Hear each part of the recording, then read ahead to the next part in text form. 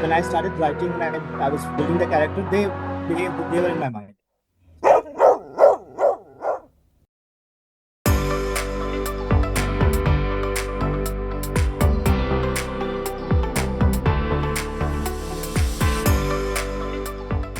Hi everyone, and welcome to Ukiyoto Author Podcast Series. I'm your host Shankhalita Roy. Today we are joined by the author Shoumik Day, who brings us a gripping and emotional story set in the outskirts of Kolkata, Cry of Dogs, a tale of friendship, courage, and a fight for the voiceless animals. So hi Shoumik, how are you? I'm good, thank you. And thank you so much for joining this two episodes of the Ukiyoto Author Podcast Series. And I believe that your insights are something that can help our authors. So let us move to the Sure. first question. So, how much of Okay. the setting and events are inspired by real life experiences in Kolkata? All right. First of all, thank you for having me. And the how much setting is based in Kolkata? I would say 80%. The the society where the story is actually based, that society is taken from Bangalore. There's a place in Bangalore exactly like that where I've stayed once. But just that part is Bangalore, and rest of it is Kolkata. Oh, wow, that's interesting. So, it's like set in Kolkata, but the inspiration is from Bangalore, right? Yeah, the exact premise where the kids would be and their place and the there was important part that there was this dense bushes right outside their society Mhm. where the street dogs were. So I based it on that. Wow, that's interesting. So, since I have got a gist of a novel as well, so I want to know that Yon and Yash feel very real. Did you base them on people you know or parts of yourself? Well, see, any writer or any artist always gets inspiration from the things they see and feel and experience and they've come across. These two characters are pretty close to me because I've couple of my best friends. They're children of couple of my best friends. So Ron is best son of my best friend Proloy, and Yash is my best friend Vineet's son. So I've seen them growing up, and I when I started writing and I was building the character, they were in my mind. So it's loosely based on them. Wow, that's interesting. And it's a wonderful gift from them as well to write a book on such real Yeah, of characters. course, they're very excited. So, why did you choose teenagers as the protagonists instead of the adults in the story? Um, Okay, two reasons for that. First of all, adult murder mystery and detectives are too many books out there, too many stories, too many Yeah. movies, and it's getting saturated, to be honest. And secondly, the most important part was this is an investigation uh, on this poor street dogs. Nobody pays attention to them, but these Yes. kids do.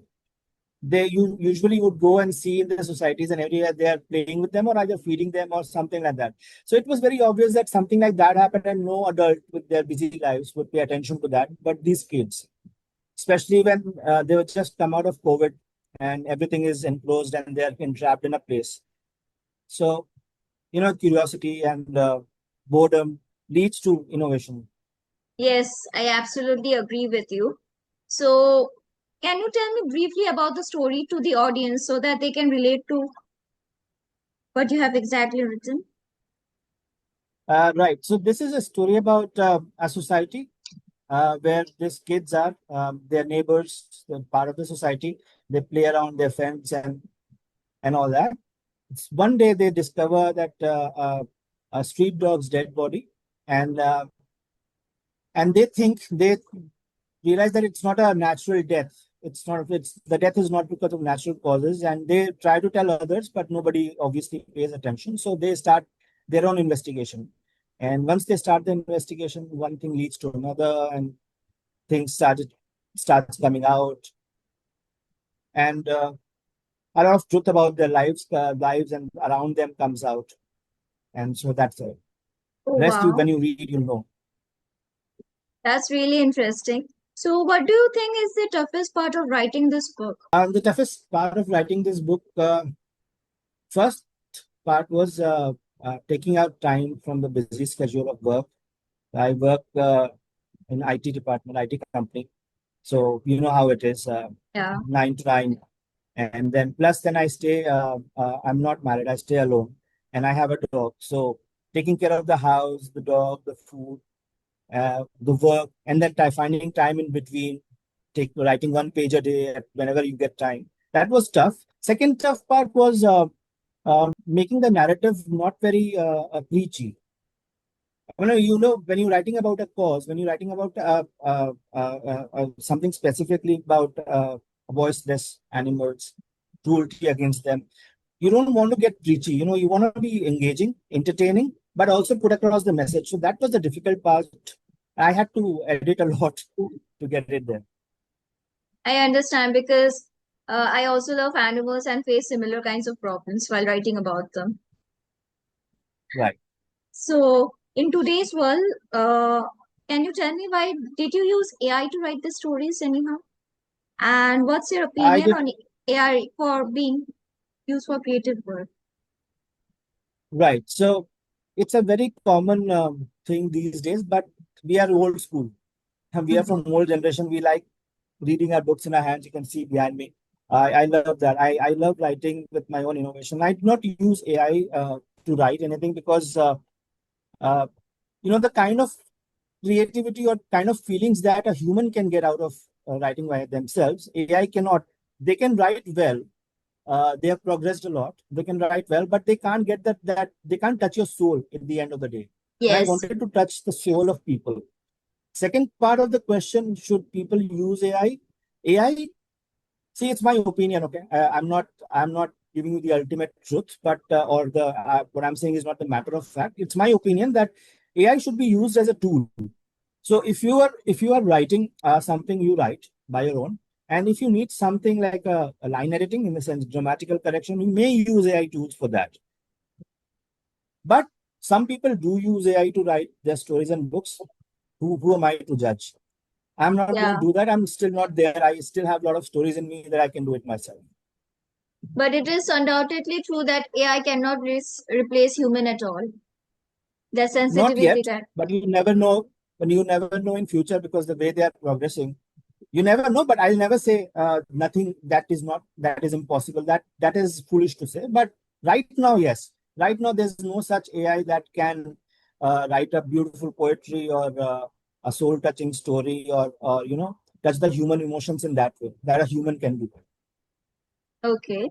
So, did you face any challenges in portraying sensitive issues realistically? Like I said, mentioned before, that the biggest challenge was to put across the message in a very subtle way, very entertaining way, not to be very preachy. That was biggest challenge, because very easily you sway in that direction when you are writing for a cause, or like not per se as a cause, but for a when your base of the story is that, then it's very easy to to get with the flow of starting being preachy. That was the hard part. Secondly, finding the characterization was a little, I was not difficult, but I was very critical about it. I was very, what you can say, I was very careful about it, because to me, a characterization, really builds a story, and I love good characterization. So that was a little difficult, but you get it if you keep at it. Yes, that's a really good one. So, how long did it take you to go from idea to finished manuscript? Long time back, when I was completely into reading, I read a book called Curious Incident of a Dog in a Nighttime. And that was in my head. So idea was there. I need to write something like this. This was beautiful. And if anyone has not read it, they must read it. It's a beautiful book. And after that, a long time back, I've read a newspaper article. At that time, newspapers were good. So I read a newspaper article that in Delhi or somewhere, a stray dog stole a baby from the hospital. So Yes, these two ideas kept jumbling in my head. And in 2022, in mid 2022, I started writing this. And after about 42 edits in 2026, so say 4.5 years, long time back, I had read this book called A Curious Incident of a Dog in a Nighttime. and I loved the book. So that idea was always in my head. And long time back after that, in I think 19 or 18 or 19, 2018 or 19, I read this news article that a stray dog stole the baby from the hospital. And then there were a lot of news articles like that. So when you go a little, do a little research on that, if you go a little deeper on that, you'll realize that the dogs actually did not. They were dropping the babies like they do, and they were blaming it on mostly on dogs. Maybe one or two incidents did happen, but mostly this happened. So I thought I should write about it. And in 22, I started writing this. Writing was easy, finished it early, but editing took long time, 42 edits. So Wow, 2026, I finished editing. wow, that's great. So that's amazing actually, because that takes a lot of patience to do it. Oh yes, and yeah. So if you give me the manuscript, I can still edit it. Oh my Okay. God. It never finishes, but you need to tell yourself that stop. This is it. So thank you, Shoumik, for joining with us today. So it was a wonderful learning about your journey and your book. So listeners, you can find his book on Amazon, Flipkart, and enter the book Cry of Dogs, so you will get it. So stay tuned for more conversations with Ukiyoto authors, and thank you so much for listening.